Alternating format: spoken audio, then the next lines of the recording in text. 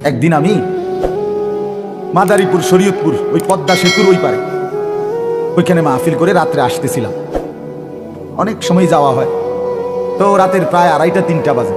এখানে দেখলাম প্রায় ওই সময় রাতের 2টা-2:30 বাজে, কমপক্ষ 200 মোটরসাইকেল।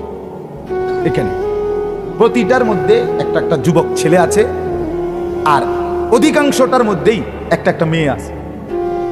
এই টাইমে আমি আপনার শুনতেছি, মানে এই ছেলেগুলো, এই যে মেয়ে আছে ছেলে আছে, কথাবার্তা বলতেছে, চিৎকার চেঁচামেচি, অথচ রাত অনেক, কথা যে কইতেছে এরা, মানে আমি শুধু এমনি শুনছি আর কি কয় ছেলে, মানে এত বিশ্রী, এত নোংরা কথা, কোনো মানুষের বাচ্চা তো পরের কথা, কুত্তা চাও এমন কথা।